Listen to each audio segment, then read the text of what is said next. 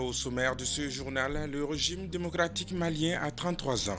En ce jour commémoratif de 26 mars, journée des martyrs, des acteurs du mouvement démocratique déplorent des atteintes aux acquis démocratiques dans notre pays. Vous en saurez plus dans cette édition. Les activités de regroupement de la synergie d'action pour le Mali sont interdites sur l'ensemble du territoire national. Vous en saurez plus sur les motivations de cette décision du gouverneur du district de Bamako dans ce journal. Depuis quelque temps, la crise énergétique a occasionné la ruée de population malienne vers l'énergie solaire, une situation qui a engendré la rupture des matériels solaires sur le marché malien. Les détails dans un instant. Bienvenue à tous aux informations. 26 mars 1991, 26 mars 2024, la démocratie malienne a 33 ans. Le Parti africain pour la solidarité et la justice, ADEMA PAJ, a célébré ce mardi le 33e anniversaire de la révolution de 1991, la date historique du soulèvement populaire des Maliens pour renverser le pouvoir du président Moussa Traoré. Un moment de souvenir aux martyrs tombés pour la démocratie, mais aussi une occasion pour le parti de la veille de se prononcer sur la vie de la nation. Le compte-rendu est signé Bakari M. Sidibé Mantala Ouattara. En effet, c'est en mars 1991, plus précisément le 26 mars, que le peuple malien a mis fin à 23 ans de règne du général Moussa Traoré, ouvrant ainsi la voie de la démocratie, du développement socio-économique et du libéralisme politique dans notre pays. Des hommes et des femmes, en majorité des jeunes, ont consenti jusqu'à l'ultime sacrifice pour l'avènement de la démocratie. En tant qu'acteur principal de l'avènement de la démocratie au Mali, le Parti africain pour la solidarité et justice a célébré cette journée pour rendre un vibrant hommage à toutes les victimes de la répression de 1991. Nous nous souviendrons d'eux parce que le 26 mars 1991 était l'aspiration profonde de tout un peuple à l'émergence de notre Mali. Un Mali démocratique, un Mali de liberté, un Mali multipartite, un Mali de l'espoir, un Mali de lumière. Cette célébration se tient dans un contexte particulier marqué par une remise en question des acquis de la démocratie, l'atteinte à la liberté d'expression, la menace du pluralisme politique, etc. La diminution des possibilités d'expression plurielle, telles que la liberté de la presse, le pluralisme politique est de plus en plus menacé et on constate qu'il y a des tentatives de réécrire l'histoire. Et c'est pour ça qu'aujourd'hui, comme un seul homme, nous disons non. Nous serons là toujours pour défendre la démocratie. Au cours de la célébration du 33e anniversaire de la Révolution 1991, une pièce de théâtre a été présentée à l'assistance. Une scène qui a mis à l'évidence l'importance de la sauvegarde des valeurs démocratiques. Elle nous enseigne aussi certains points de la vie en famille, en politique, les vicissitudes de la vie, etc. La démocratie, parlons-en. La démocratie, c'est le gouvernement du peuple, par le peuple et pour le peuple. En 2024, après plus de 30 ans de pratiques démocratiques, il apparaît nécessaire aux jeux du Parti pour la solidarité et la justice de promouvoir et d'instaurer une véritable culture démocratique face aux multiples menaces qui assaillent la démocratie malienne. À présent, suivons ces quelques réactions sur la démocratie malienne après 33 ans. C'est dommage de constater qu'il y a une tentative éhontée de réécrire l'histoire du Mali. Un révisionnisme revanchard de droite qui est à l'œuvre. On continue à nous rabâcher les oreilles de femmes dans la lutte contre la dictature militaire, dans la lutte pour l'avènement de la démocratie, la lutte pour la consolidation de la démocratie. Moussaf l'a dit, malheureusement, il se trouve que ce n'est pas le pouvoirisme et tout de certains camarades, pas toute la démarche. Il faut tout être là. Et ça entraînait donc certaines dérives de la part de ce parti-là, mais qui ne remettent pas en cause les mérites et le rôle essentiel de l'ADEMA dans l'avènement de la démocratie et dans la consolidation de la démocratie. pour cette estime mutuelle, pour admiration mutuelle. Et encore une fois, vous du mouvement démocratique, ne rasez pas les murs. Soyez fiers de ce qui a été fait. Soyez fiers de ce qui a été fait. Assumez-le. Et nous sommes là tant que nous sommes vivants pour vous aider à assumer. Merci. Mais la question que nous devons nous poser aujourd'hui, que reste-t-il des acquis du 26 mars? Aujourd'hui, là où nous sommes, que reste-t-il des acquis du 26 mars? De la démocratie, Demos Kratos, ça a été rappelé, pouvoir du peuple par le peuple et pour le peuple. Liberté d'expression, liberté de penser, bref. Et ça nous appartient à nous, autres démocrates, du mouvement démocratique, de nous retrouver pour sauver l'essentiel, ce qui reste. Je le disais, nous sommes le 26 mars. Quand je me réfère à un récent décret qui date de 2 ans, pris par l'actuel président de la transition, qui stipulait que la transition était prolongée de 2 ans et cette prolongation devait prendre fin le 26 mars 2024, aujourd'hui. A-t-elle pris fin? La question, nous devons la poser. Pourquoi? Déjà annoncé dans les titres, le gouverneur du district de Bamako a interdit les activités de regroupement de la synergie d'action pour le Mali sur l'ensemble de sa juridiction. Il justifie cette décision par le contexte sécuritaire et les risques de menaces de troubles à l'ordre public. Commentaire à Ouassanogo.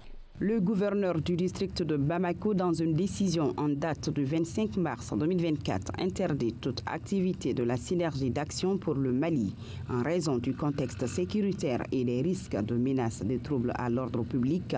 Les activités du regroupement dénommé Synergie d'action pour le Mali sont formellement interdites sur l'ensemble du territoire du district de Bamako, précise l'article 1 de la décision du gouverneur. Pour sa mise en œuvre, le gouverneur du district de Bamako instruit aux maires des communes du district de Bamako et le directeur régional de la police nationale du district de veiller à l'exécution de cette décision qui prend effet pour compter de sa date de signature. Le Carmali a tenu le jeudi dernier à Ségou un atelier de partage du rapport synthétique du projet Mali Women Respond phase 2. Ce projet qui avait comme cible les femmes et les hommes ayant participé au projet GWEP 3 dans les régions de Ségou, Mopti et Bougouni visait à renforcer la capacité de ces derniers dans leur plaidoyer au niveau communautaire en faveur de leur autonomisation socio-économique et politique. Mohamed Lamine Soroba depuis Ségou pour le détail. Les activités du projet Mali Women et Répondre phase D ont été mises en œuvre par le consortium Care Mali ASAF Amapros. Ainsi, il s'agit à travers cet atelier de partager les résultats qualitatifs et quantitatifs avec les femmes, VSLA et les hommes engagés pour la diffusion et l'utilisation pratique des résultats qui permettront de renforcer les bénéficiaires dans leur prise de conscience sur les enjeux et la nécessité d'agir en soutien aux femmes. J'ai l'insigne honneur, au nom du gouverneur de la région de Ségou, de présider l'atelier de partage des résultats quantitatifs et qualitatifs de l'initiative Women Respond, phase 2, organisée dans la région de Ségou. Souhaitant plein succès aux travaux, je déclare ouvert l'atelier de partage. Au sein de toutes ces crises, les femmes ont procédé à une résilience.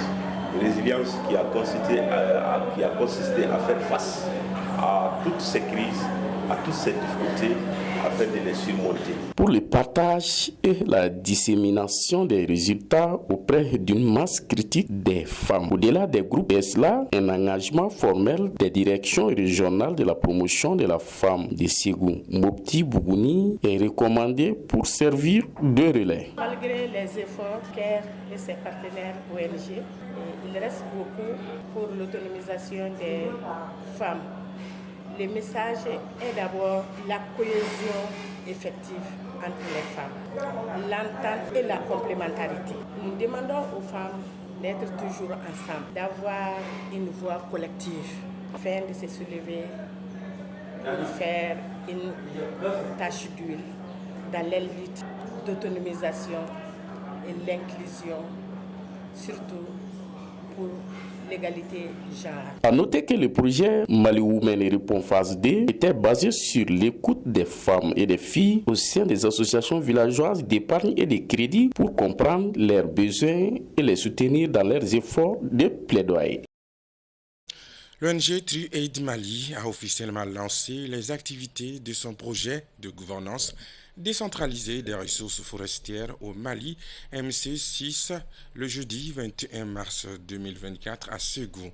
Objectif, présenter le projet aux participants et de les informer de l'importance des forêts dans le développement socio-économique des communautés bénéficiaires du projet. Mohamed Lamine Sourouba nous revient.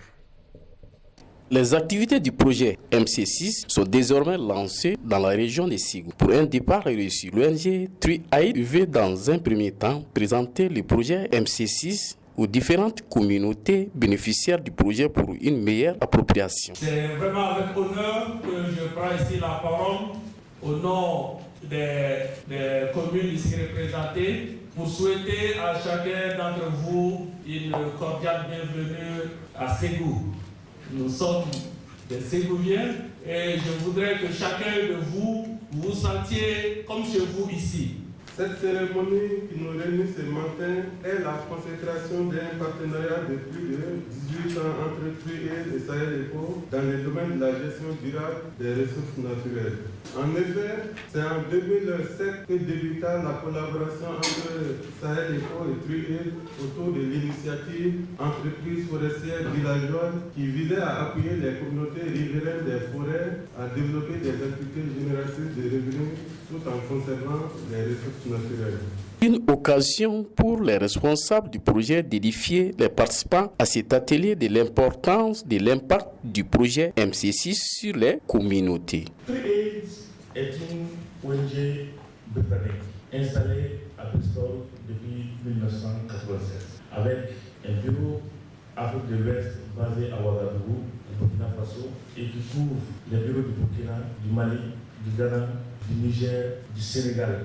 L'intervention au Mali a commencé en 2007. Par la suite, une antenne a été créée ici même à Ségou. C'est pour moi un honneur et un immense plaisir de présider ce matin la cérémonie de lancement du projet Gouvernance locale des ressources forestières au Mali, Anga-Sida et True Aid au Mali. Permettez-moi de souhaiter avant tout propos la bienvenue à tous les participants dans la capitale des Balanza. Je déclare ouvert le présent atelier. True Aid est une organisation non gouvernementale britannique créée en 1987 avec pour mission de réduire de façon durable la pauvreté tout en conservant et améliorant l'environnement. Sa vision est de voir se développer des communautés épanouies et autosuffisantes sur les terres arides d'Afrique.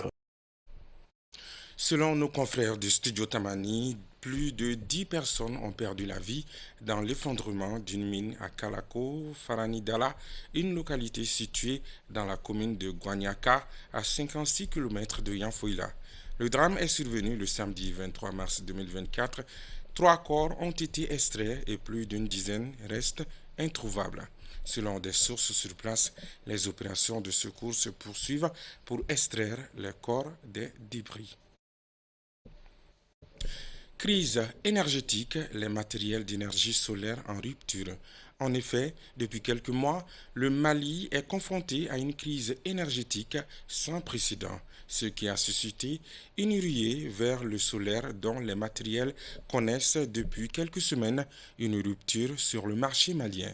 Le reportage est signé Lassine Diakité, Aminata Koulibaly. En effet, la situation énergétique est préoccupante depuis plusieurs mois. Face à l'incapacité de la Société Énergie du Mali à fournir correctement de l'électricité, les gens se sont tournés vers l'énergie solaire. Selon les spécialistes, l'énergie solaire semble être la meilleure alternative pour surmonter cette crise.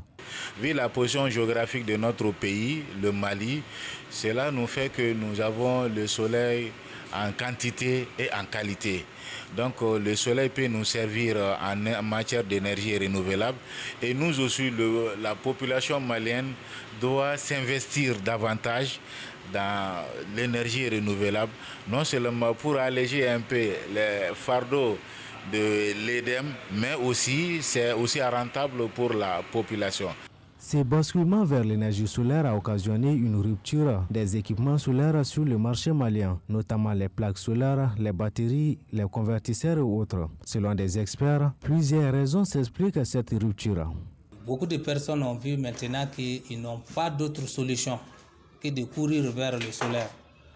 Donc, en ce moment, le peu de matériel qui est sur place, tout le monde est venu vers le solaire. Donc, il y a eu beaucoup d'achats.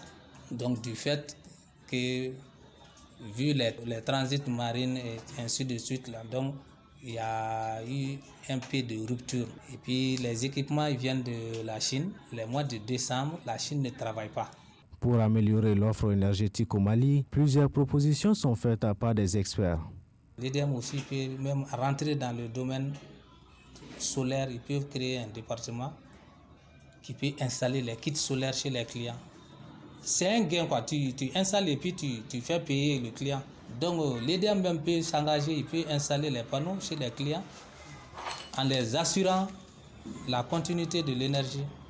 Et c'est facturé. Parce que tu peux trouver que des clients, ils ont besoin d'électricité, mais ils n'ont pas la capacité financière d'acheter directement la capacité nécessaire en solaire. À quelque chose m'a l'air bon. Notre pays très ensoleillé doit profiter de l'occasion pour faire sa mue énergétique, pour faire la promotion de l'énergie renouvelable qui sont sur la durée moins chère, mais surtout propres. Demain à 19h, vous serez plutôt à 20h à cause du mois de Ramadan. Vous serez en compagnie de Marietou Makalou pour d'autres sessions d'information. Quant à moi, je vous souhaite de passer une excellente soirée en notre compagnie. Il est dur d'être pauvre, il est encore plus dur d'être seul. Proverbe africain, à bientôt.